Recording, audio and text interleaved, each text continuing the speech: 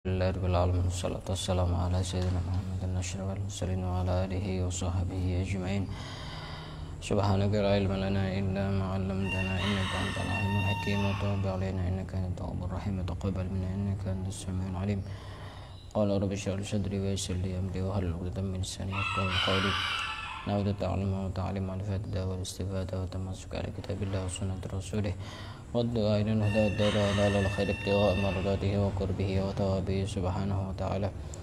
قال المصنف رحمه الله تعالى ونفعنا به وبعلومه ومدنا بأسرار الدارين آمين. Kita lanjutkan membaca kitab Nashaihul Ibad yang dikarang oleh Syekh Nawawi bin Umar Al-Jawi Al-Bantani. Sekarang kita masih berada di bab yang ketiga, dan sekarang kita sudah sampai kepada maqalah yang ke-49. Wal maqalatut tasi'atu wal arba'un. Maqalah yang ke-49. An ba'dil hukama, dari sebagian ahli hikmah. Ahli hikmah seringkali saya jelaskan bahwasanya ahli hikmah di sini bukan orang yang sakti seperti yang di YouTube itu biasanya belajar ilmu hikmah. Di YouTube itu seringkali ada semacam orang-orang yang belajar ilmu hikmah. Di situ belajar ilmu hikmah itu dia belajar semacam kesaktian, belajar tenaga-tenaga dalam, belajar kekebalan, belajar untuk menarik hal-hal yang gaib. Itu namanya ilmu hikmah. Tapi yang dimaksud di sini bukan itu. Orang sebagian ahli hikmah itu orang yang punya hati bersih sehingga dia lebih mudah diterima nasihat dan kata-katanya. Dan orang ini adalah orang yang punya ilmu yang manfaat untuk orang lain, ilmu agama pastinya, dan juga ilmu-ilmu yang lain yang manfaat untuk orang lain. Dari sebagian ahli hikmah, beliau mengatakan, man arafallahu lam yakun lahu ma'al khalqi ladzah. Barang siapa yang kenal dengan Allah, mengenal Allah, kenal dengan Allah, maka tidak ada baginya beserta makhluk satu kelezatan. Artinya begini, orang itu kalau sudah benar-benar kenal Allah, maka dia tidak nyaman dengan makhluk, maka dia tidak nyaman dengan selain Allah. Orang itu kalau sudah benar-benar kenal Allah, maka dia tidak nyaman dengan selain Allah. Sehingga ulama-ulama terdahulu, orang-orang soleh terdahulu, ketika sholat itu sudah lupa segalanya, saking khusyuknya. Kalau kita justru ketika sholat itu ingat segalanya, yang asalnya barangnya hilang, ketemu itu waktu sholat itu. Hilang di mana? Ingat hutang. Akhirnya sampai nangis-nangis. Nangisnya bukan karena khusyuk, tapi karena ingat utangnya. Ingat mantan juga kadang-kadang waktu sholat itu. Sholat itu sempat-sempatnya ingat mantan itu. Kalau orang sudah benar-benar kenal dengan Allah dan merasa nyaman dengan Allah, maka dia tidak merasa nyaman dengan selain Allah. Sehingga ulama-ulama terdahulu, orang-orang saleh terdahulu, itu ada yang sholat sampai orang itu dihinggapi burung. Kenapa kok bisa dihinggapi burung? Karena saking khusyuknya, dikira itu bukan orang, tapi tembok atau benda mati. Sampai seperti itu gambarannya ulama-ulama terdahulu. Kok bisa sholat itu dihinggapi burung? Pernah enggak kamu dihinggapi sama burung? Pernah enggak? Enggak pernah. Ya karena kita manusia yang bergerak. Nah ini ada orang yang sholat itu saking khusyuknya, seakan-akan dia seperti patung, benda mati, seperti tembok, sehingga sampai ada burung yang hinggap di kepalanya. Itu saking khusyuknya. Kenapa kok bisa khusyuk? Karena dia merasa nyaman dengan Allah. Kenapa kok bisa nyaman? Karena dia kenal dengan Allah. Nggak usah jauh-jauh Allah ya. Kalau orang itu sudah suka sama orang lain, sudah kan dirinya sudah tidak peduli. Misalkan ada laki sama perempuan berduaan, sudah suka sama suka, cinta sama cinta, udah kan kita sudah tidak peduli. Tidak ada yang lebih indah daripada kekasih kan? Tidak ada suara yang lebih merdu daripada suara kekasihnya. Tidak ada tangan yang lebih lembut daripada tangan kekasihnya. Tidak ada. Semuanya itu tidak ada. Tidak nyaman. Kayak apapun keindahan yang ada di luar, lebih indah kekasihnya dia. Kenapa? Karena dia benar-benar mengenal kepada kekasihnya. Nah, ulama-ulama terdahulu itu juga saking kenalnya dengan Allah, sehingga mereka bisa nyaman dengan Allah dan tidak merasa nyaman dengan selain Allah. Ada namanya Sayyid Ali bin Hasan bin Husain. Jadi Sayyidina Husain itu punya putra namanya Sayyidina Ali bin Husain. Ini juga gambaran orang yang merasa nyaman dengan Allah pada saat sholat. Pada saat sholat itu rumahnya Sayyidina Ali bin Husain ini kebakaran, sehingga orang-orang di sekelilingnya itu teriak-teriak, kebakaran, annar, yabna Rasulillah, wahai cucu Rasulullah. Dan beliau tidak ngangkat kepalanya sama sekali. Walam yarfa' ra'sahu. Falamma faragha min sholatihi, ketika beliau sudah selesai sholat, qila lahu fi dzalik. Dikatakan kepada beliau, ditanyakan kepada beliau, faqala alhatni anha narul ukhra. Aku telah terbakar oleh api yang lain. Api apa? Api kecintaan kepada Allah. Itu kalau orang sudah benar-benar mengenal Allah itu. Kalau kita ya, Masya Allah, jauh sekali itu. Jangankan kebakaran, digigit nyamuk saja kerasa, digigit nyamuk. Kalau orang itu sudah saking cintanya itu ya tidak kerasa pastinya. Jangankan nyamuk, ini kebakaran saja tidak kerasa. Seperti juga semisal contoh Sayyidina Umar bin Khattab yang wafatnya kenapa? Ditikam oleh musuhnya bernama siapa? Abu Lulu'ah. Itu juga di saat sholat. Sehingga musuh-musuhnya Allah itu punya satu kesimpulan, kalau ingin membunuh mereka, bunuhlah pada saat sholat. Karena mereka tidak kerasa. Dan bahkan ada yang sudah dicabut tombaknya itu setelah sholat baru ngomong cabut. Padahal sudah. Itu karena apa? Karena saking nyamannya dengan Allah. Kenapa kok bisa nyaman dengan Allah? Karena kenal dengan Allah. Bahwa Allah itu zat yang maha rahman, zat yang maha rahim, zat yang maha ghafar. Pokoknya baik. Sangat baik kepada manusia, kepada hamba-hambanya.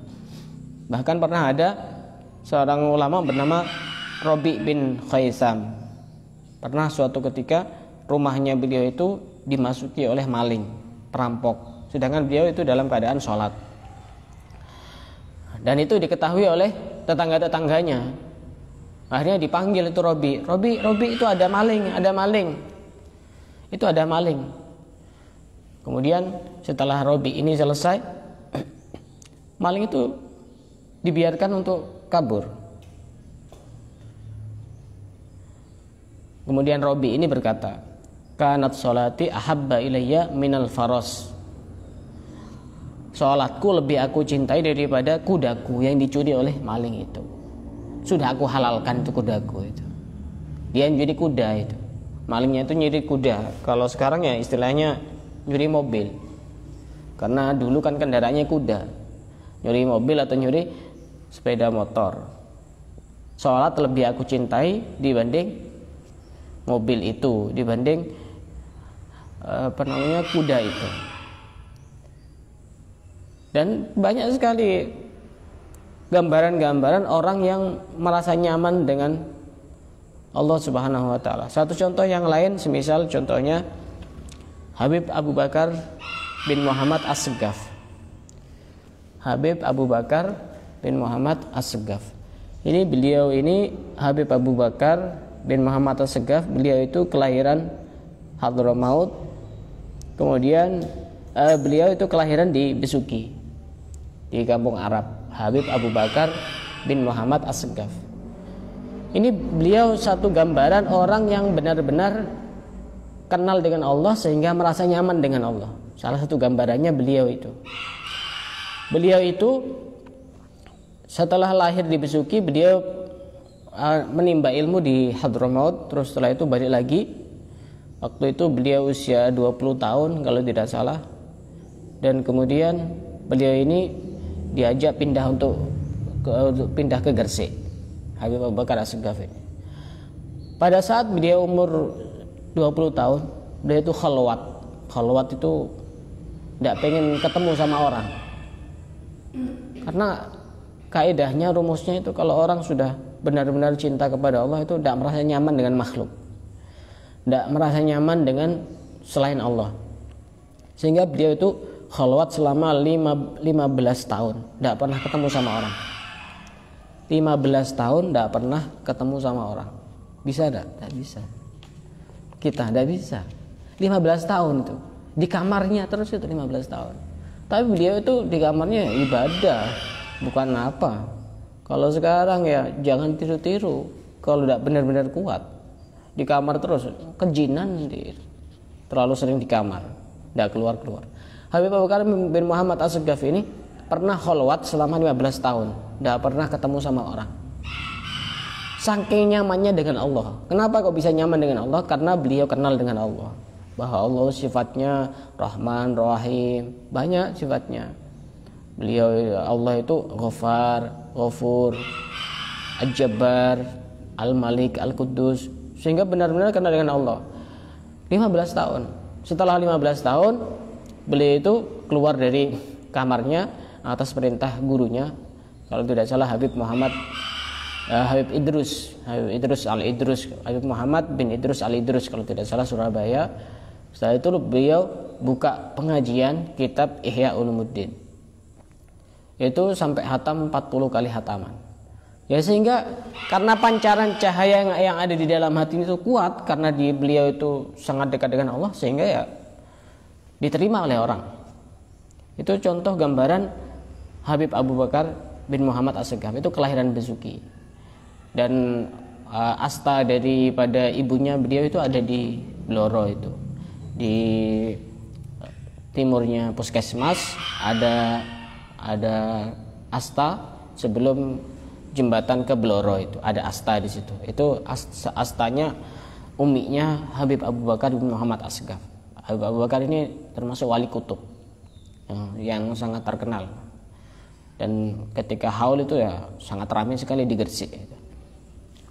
Nah, kata sebagian orang ahli hikmah, Imam Nawawi mengutip perkataan orang ahli hikmah, man arafallaha lam yakun lahu ma'al khalqi ladzah. Barang siapa yang kenal dengan Allah, maka dia tidak merasa nyaman dengan selain Allah. Kalau kita lebih suka nongkrong, itu tanda bahwa masih belum begitu kenal dengan Allah. Suka di mana-mana, suka kumpul. Tapi beda lagi ketika memang dia itu niatnya itu untuk menyenangkan orang, ya beda lagi. Makanya orang-orang yang sudah hatinya itu terpaut dengan Allah, dia itu merasa sendiri dalam keramaian, ramai dalam kesendirian. Itu khalwatnya orang sekarang di zaman 2021. Kalau dulu khalwatnya itu ya menyepi, menyendiri. Tapi ada sebagian orang itu yang justru tidak dianjurkan untuk khalwat. Semisal orang berilmu, itu nih justru tidak dianjurkan untuk khalwat. Kenapa? Karena dibutuhkan orang. Oh, di rumah terus, di kamar terus. Nanti yang menyebarkan ilmu, yang mengajarkan ilmu kepada orang siapa? Akhirnya kan banyak dosanya, karena banyak orang yang tidak tahu tentang ilmu-ilmu agama, tata caranya sholat, tata caranya puasa, dan lain sebagainya. Ini yang pertama. Yang kedua, wa man arafad dunya lam yakun lahu fiha raghbah. Barang siapa yang kenal dengan dunia, maka dia tidak cinta kepada dunia. Dunia itu ya tidak mungkin kita bawa, kan? Boleh tidak kita cari dunia? Boleh. Sebatas apa? Sebatas kita bisa terbantu untuk mendekatkan diri kepada Allah. Ya, orang itu kan ibadah kan butuh hidup. Hidup itu kan butuh makan, butuh tenaga. Ya, gimana caranya biar bertenaga? Ya makan. Gimana caranya makan? Ya cari uang.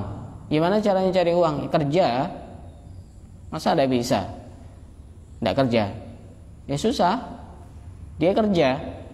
Sehingga mencintai dunia itu ya sebenarnya boleh-boleh saja ketika mendorong kita untuk bisa lebih mendekatkan diri kepada Allah.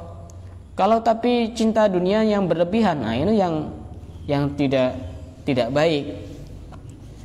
Bahkan disebutkan dalam sebuah hadis, innad dunya halalu wa hisabun wa haramuha azab. Dunia itu halalnya dihisab, haramnya diadab. Itu dunia. Dan dunia itu akan diberikan kepada siapapun oleh Allah, baik yang dicintai maupun yang tidak dicintai. Annad dunya yu'tihallahu man yuhib wa man la yuhib. Dunia itu akan diberikan kepada orang yang dicintai dan orang yang tidak dicintai. Wala yu'til ilma illa man yuhibbuhu minal abrar. Dan Allah tidak akan memberikan ilmu kecuali kepada orang-orang yang dicintai oleh Allah dan orang-orang yang baik. Maka kita harus merasa banyak bersyukur kepada Allah ketika kita diberikan ilmu. Dunia itu sama, semuanya sama. Kalau dunia itu satu hal yang berharga, pasti hanya akan diberikan kepada orang-orang mukmin. Tapi kenapa orang yang tidak nyembah kepada Allah, yang tidak beribadah kepada Allah juga diberikan dunia? Ya karena memang dunia itu sangat hina. Sangat hina nilainya di hadapan Allah. Di dalam Al-Quran itu disebutkan yang diibaratkan seperti nyamuk itu. Apa itu ayatnya itu? Surat Al-Baqarah. Hafal?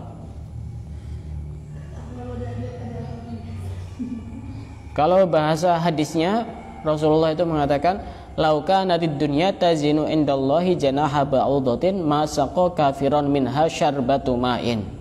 Kalau seandainya dunia itu nilainya sama seperti sayap nyamuk, maka Allah tidak akan memberi minum kepada orang kafir seteguk pun. Berarti dunia itu lebih kecil nilainya dibanding sayap nyamuk. Kalau dunia itu berharga, tak kira orang kafir dikasih rezeki sama Allah, dikasih makan sama Allah. Sehingga orang itu kalau benar-benar mengerti hakikat dunia, maka dia tidak akan cinta kepada dunia. Kenapa? Karena hubbud dunya ra'su kulli khati'atin. Kata Rasulullah, cinta dunia itu adalah pokok dari segala macam kesalahan. Orang bisa saling bunuh-membunuh karena rebutan dunia. Orang bisa saling santet menyantet karena rebutan dunia. Orang saling sikut-sikut sana, sikut sini, rebutan jabatan ya karena cinta dunia. Kalau orang sudah cinta dunia itu segala apapun bisa dilakukan. Yang halal dianggap sesuatu yang tidak penting. Tapi yang haram asal tujuan yang tercapai ya tidak masalah. Kita harus mencari dunia itu sebatas mana. Dikatakan oleh Rasulullah dalam satu hadisnya, liyakun balagu ahadikum minad dunya kazadir raqib. Hendaknya bekal kita untuk mencari dunia itu seperti orang yang melakukan perjalanan. Nah, perjalanan kita itu umur kita kira-kira 60 sampai 70 tahun. Kadang-kadang mencari dunianya sampai kira-kira memperkirakan usianya sampai 100 tahun, sampai 200 tahun, sehingga berlebihan.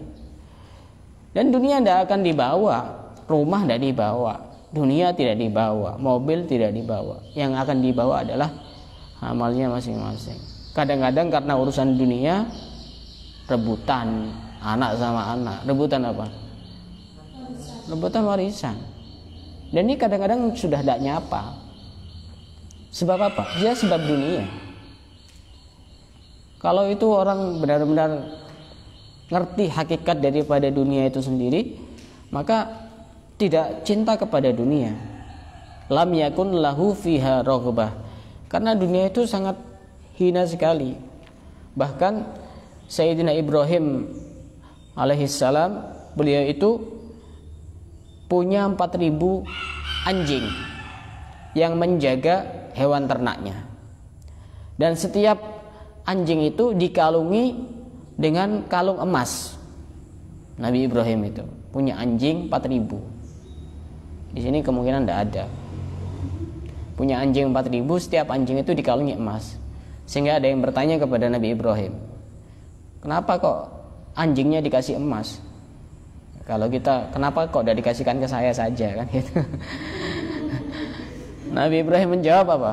Li'annad dunya jifatun. Karena dunia itu ya bangkai. Wa tullabuha kilabun. Dan yang mencari bangkai itu ya anjing. Fadafa'tuha litullabiha. Maka aku kasihkan kepada orang yang mencari dunia. Jadi dia menggambarkan dunia itu seperti anjing, seperti bangkai. Dan yang cari bangkai itu ya anjing. Ya ini sudah menjadi miliknya anjing ini. Sudah seperti itu. Sudah semestinya. Sehingga ulama-ulama terdahulu itu ya tidak begitu cinta kepada dunia. Orang itu akan mengerti hakikat dunia, kata Al-Habib Alwi bin Syihab, idza ba ta'rif qadrad dunya is'al anhal muhtadar inda qurbi wafatih. Kalau kamu pengen mengetahui hakikat daripada dunia itu, maka tanyalah orang yang sedang sakaratul maut. Orang yang sedang nazak. Pasti dia tidak akan, oh kamu harus cari uang sebanyak-banyaknya. Kamu harus cinta dunia, harus punya rumah banyak, harus punya kendaraan banyak. Tidak mungkin akan menjawab seperti itu. Karena memang dunia itu ya seperti itu. Kalau orang itu tujuannya dunia itu biasanya sumpek gitu. Tidak ada tujuan akhirat sama sekali. Bahkan diperingatkan oleh Rasulullah dalam sebuah hadisnya, man asbaha wa hammuhud dunya syattatallahu alaihi amrahu. Barang siapa yang ketika dia dalam keadaan pagi hari dan sedangkan tujuannya adalah dunia, maka Allah akan mencerai-beraikan urusannya. Sudah, urusannya itu ruwet. Pokoknya ruwet. Kalau orang itu urusannya hanya dunia dan dunia dan dunia. Pagi yang dipikirkan dunia, siang dunia, sore dunia, malam dunia. Kapan mikirkan akhirat? Sehingga Rasulullah juga menyampaikan, wa ja'ala faqrahu baina ainaihi. Orang itu kalau dipikirkan dunia itu, maka Allah menjadikan kefakiran di antara kedua matanya. Walam ya'tihi minad dunya illa ma kutiba lahu. Dan dunia tidak akan datang kepadanya kecuali apa yang sudah ditetapkan oleh Allah. Kita mau mikir atau tidak mikir, bagian kita segitu ya sudah segitu. Karena kerja itu ya sekedar hanya ikhtiar, syarat.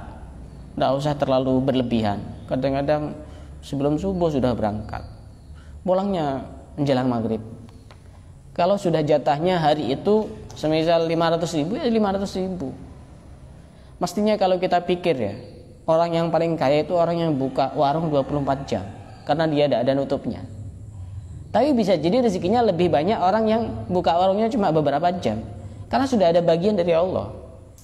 Sudah ada jatahnya, sudah ada tulisannya masing-masing. Bahkan dalam satu hadis disebutkan, man asifa ala dunya fatathu iqtaraba minan nari masirata alfi sanah. Orang yang sedih atas dunia yang hilang daripada dirinya, misalkan kehilangan uang, kehilangan ini dan itu, maka dia akan mendekat dari neraka sekitar perjalanan masirata alfi sanah. Sekitar 1000 tahun perjalanan. Yang asalnya itu jauh tiba-tiba mendekat. Kalau orang itu terlalu merasa sumpek ketika kehilangan dunia, ya sumpek ya manusiawi. Tapi kita harus sadar bahwasanya itu mungkin bukan bagian kita. Itu mungkin bukan bagian kita. Saya pernah cerita. Saya pernah satu ketika ngisi pengajian. Kemudian ya pulang biasanya dikasih amplop sama tuan rumahnya. Akhirnya saya masukkan ke saku saya di sini, baju koko seperti itu. Saya naik sepeda, di tengah-tengah saya jalan, saya ada telepon masuk, dan telepon saya itu HP saya ya, saya taruh sama uangnya itu. tak ambil, tak lihat saja itu siapa yang telepon, sudah. Dan ternyata ininya sudah ada, tak pegang-pegang itu sudah ada. Dan saya sudah jarak sekitar setengah kiloan itu. Dan saya yakin karena itu di jalan raya, ya kemungkinan sudah tidak mungkin ada. Jadi saya tidak balik. Dan saya tidak tahu isinya berapa. Dan saya berpikir, ya itu mungkin bukan rezeki saya. Cuma pindah saja, pindah ke tangan saya. Dan saya niatkan untuk orang lain, sedekah untuk orang lain. Kadang-kadang orang itu sedekahnya harus dipaksa. Kalau udah dipaksa itu kadang-kadang susah. Dan kata Rasulullah, "Wa man asyifa ala akhiratin fatathu iqtaraba minal jannati masirata alfi sanah." Barang siapa yang merasa susah karena dia itu kehilangan akhiratnya. Kehilangan akhirat contohnya seperti apa? Susah, kenapa tadi saya kok ketinggalan sholat jamaah misalnya. Susah, kenapa hari ini saya kok tidak baca Quran. Susah, kenapa hari ini saya kok tidak sholat duha misalnya. Susah memikirkan akhirat. Maka dia akan mendekat kepada surga sejauh 1000 tahun perjalanan. Yang asalnya jauh dia langsung dekat. Nah, itu kita harus sadar bahwa dunia itu bukan segalanya. Segala hal memang butuh uang, tapi uang tidak segalanya. Ya tadi itu, ya tetap cari uang. Siapa yang merintahkan untuk tidak cari uang? Tetap cari uang. Uangnya untuk bekal akhirat. Dan kita sudah tahu semuanya bahwa kita memang hidup butuh uang. Butuh uang. Tidak butuh uang ya tidak bisa hidup. Disebutkan di sini bahwasanya dunia itu adalah hal yang tidak begitu penting bagi mereka-mereka orang-orang soleh. Bahkan disebutkan oleh sebagian orang soleh bahwasanya dunia itu ya tidak bernilai apa-apa di hadapan mereka. Bahkan pernah disebutkan oleh Imam Syafi'i kalau tidak salah, saya tadi baca, ini awal mula kenapa dunia itu dicintai oleh orang. Pada saat Nabi Adam itu bermaksiat kepada Allah, maksiat dalam tanda kutip ya, karena Nabi itu tidak maksiat. Nabi dan Rasul itu tidak maksiat. Nabi Adam memakan larangan Allah itu bukan jenis maksiat. Bukan jenis maksiat. Karena Nabi dan Rasul itu maksum, terjaga dari melakukan maksiat, baik dosa kecil maupun dosa besar. Kalau wali itu namanya mahfud, dijaga untuk melakukan dosa-dosa kecil. Tapi wali ya biasanya pernah maksiat juga. Kalau masih manusia biasa selain Nabi dan Rasul, pasti pernah melakukan maksiat, baik kecil maupun besar, baik sedikit maupun banyak. Waktu Nabi Adam itu memakan buah khuldi karena dilarang oleh Allah, semua yang ada di surga itu semuanya menangis. Baka alaihi kullu syai'in fil jannah illa dhahaba wal fiddah, kecuali emas dan perak. Kenapa kok tidak nangis dua makhluk Allah ini? Lima la tabkiyani ala Adam, kenapa engkau tidak menangisi Nabi Adam? Karena dia telah melanggar apa yang sudah aku tetapkan. Kemudian emas dan perak ini menjawab, la nabki ala man ya'sik, aku tidak menangis kepada orang yang telah durhaka kepadamu.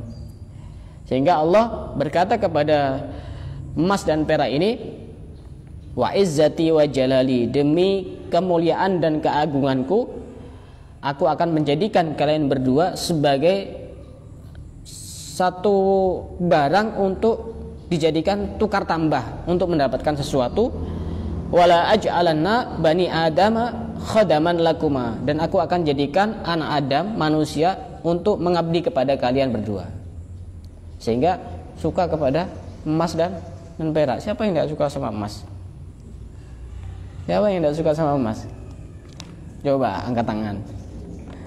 Kalau tidak suka ya langsung lepas semuanya. Buang. Tidak ada yang tidak suka emas itu. Semuanya suka itu.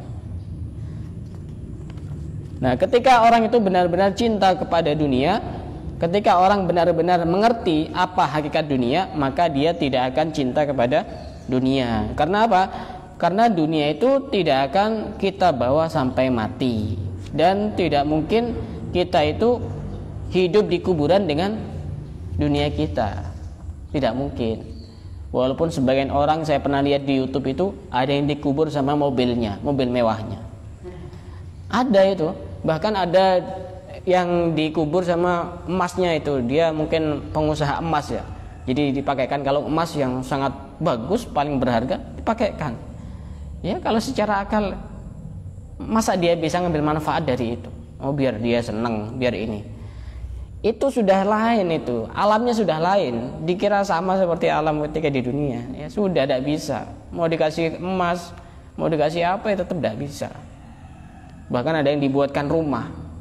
Jadi kuburannya itu rumah bawah tanah, biar dia merasa nyaman. Ada macam-macamnya, ada kulkasnya, ada TV-nya. Ya, jadi pertanyaan, yang mau lihat TV itu siapa di sana? Masa mau malaikat Israel sama malaikat Munkar dan Nakir suruh lihat TV itu? Biar tidak jadi tanya. Ini repot itu. Ini yang kedua. Barang siapa yang benar-benar mengenal dunia, maka dia tidak akan cinta kepada dunia. Cinta kepada dunia itu boleh selama bisa menyebabkan kita untuk mencintai amal-amal akhirat. Yang ketiga, wa man arafa adlallahi ta'ala lam yataqaddam ilaihil khasma. Barang siapa yang mengetahui keadilan Allah, maka tidak akan datang kepadanya orang-orang yang memusuhi. Artinya begini, orang itu kalau mengerti keadilan Allah, dia tidak suka ribut-ribut, tidak suka rame-rame. Kenapa kok bisa seperti itu? Ya karena dia itu mengenal bahwa Allah itu maha adil. Semisal disalahi sama orang, dianukan orang, ya dia santai saja. Keadilan Allah pasti ada. Jadi tidak mau ribut, tidak mau ribet, dan tidak mau ribut. Orang itu kalau benar-benar ngerti keadilan Allah, misal, oh kamu itu dikirimin sama itu fulan si fulan, ya biar Allah itu adil. Dan itu memang harus kita yakin itu. Orang berbuat baik pasti akan kembali kepada dirinya sendiri. Orang berbuat buruk pasti akan kembali kepada dirinya sendiri. Kalau tidak sekarang, besok. Kalau tidak besok, nanti. Tunggu saja, cepat atau lambat pasti itu. Orang itu kalau sudah mikir dan paham bahwa Allah itu adil, santai itu. Pola pikirnya itu tenang saja. Dicela orang, biarkan, tidak apa-apa. Allah itu adil. Allah tidak tidur. Allah itu adil. Seperti waktu itu pernah ada dua orang yang bertamu kepada Imam Syafi'i rahimahullah. Sebenarnya pengen ngerti Imam Syafi'i itu tipe orang yang seperti apa. Satunya niatnya kurang baik, satunya itu ya baik. Jadi ketika bertemu dengan Imam Syafi'i ya adab, sopan, santun, baik pokoknya. Sikapnya yang baik. Satunya ya karena cuma pengen ngerti saja. Akhirnya setelah pulang, orang ini bilang, oh Imam Syafi'i ternyata kayak gitu, Syafi'i itu. Orangnya kayak gini, ilmunya juga biasa-biasa, ibadahnya juga seperti itu. Apa Imam Syafi'i itu? Sehingga yang satunya itu lapor kepada Imam Syafi'i. Wahai Imam, itu orang yang tadi datang ke sini sama saya itu ngomongkan kamu. Apa kata Imam Syafi'i? Ya karena Imam Syafi'i itu orangnya panutan, ya santai saja pola pikirnya Imam Syafi'i. Alhamdulillah, berarti saya itu wibawa orangnya. Kenapa? Dia tidak berani ngomong di depan saya, dia berani ngomongnya di belakang. Dibuat santai saja. Apalagi kita memang benar-benar ngerti bahwa Allah itu memang adil. Tidak ada yang lebih adil dibanding Allah, tidak ada. Allah itu yang paling adil. Disalahi orang, tidak usah susah-susah kita mikirkan bagaimana caranya balas. Allah itu adil. Masa kamu tidak percaya dengan keadilan Allah? Sehingga orang yang percaya dengan keadilan Allah itu, maka dia tidak mau ribet dan mau ribut. Mau diinikan orang, mau diitukan orang, Allah nanti yang balas. Dan pasti terjadi. Kalau tidak di dunia, kalaupun tidak di dunia, pasti nanti wajib itu dibalas di akhirat. Pasti. Kita harus benar-benar yakin. Disakiti orang berapa kali pun, tidak usah susah-susah. Allah itu adil. Benar, Allah itu adil. Berapa banyak itu orang yang menyakiti orang lain hidupnya sengsara. Berapa banyak? Banyak sekali. Bahkan matinya tragis. Sebab apa? Sebab menyakiti orang.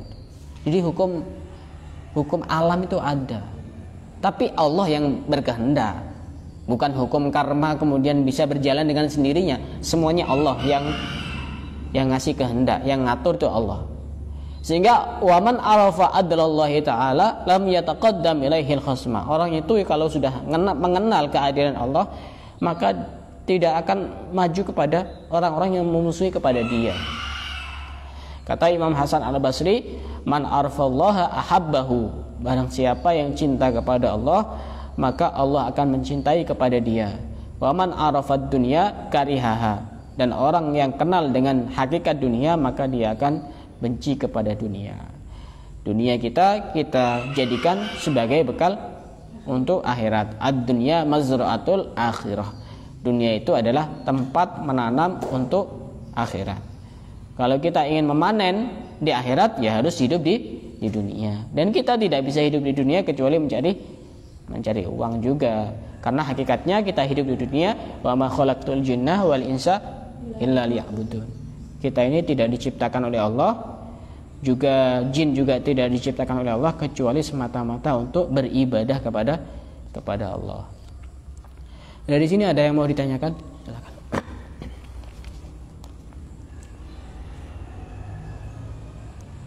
Paham Mbak Diana? Disakiti biasa-biasa saja. Disakiti berkali-kali biasa aja. Allah itu adil. Benar, Allah itu adil. Dikirimi orang, saya itu kalau saya mau cerita, berapa kali saya dikirimi sama orang-orang. Ya, Allah itu adil. Allah itu adil. Kenapa kok sering dikirimi? Ya karena saya sering nolong orang-orang itu yang kasusnya juga kena kiriman, sehingga yang diserang ya yang bantu itu. Di depan pagar saya itu sudah berapa kali itu ada orang-orang ngirim itu. Tapi kita harus yakin Allah itu adil. Tidak usah ribut-ribut. Kita mau mikirkan kayak apa, Allah itu balasnya lebih ngerti seperti apa, dia mau diperlakukan seperti apa. Tunggu waktunya, tunggu tanggal mainnya. Kalau tidak sekarang, besok. Kalau tidak besok, ya besoknya lagi. Kalau tidak besoknya lagi, tunggu kalau sudah mati. Tidak usah ribet-ribet, biar ini pikiran tidak terlalu pusing. Sudah mikir keluarga, sudah mikir itu, sudah mikir apalagi yang punya utang, mikir utang. Saya mikir disakiti orang gimana caranya yang balas. Itu bukan tugas kita itu. Hati itu tugasnya bukan ke situ. Ini tambah sumpek gitu. Silakan yang mau tanya. Kalau tidak ada yang ditanyakan, kita cukupkan sampai di sini. Wallahu a'lam bishawab.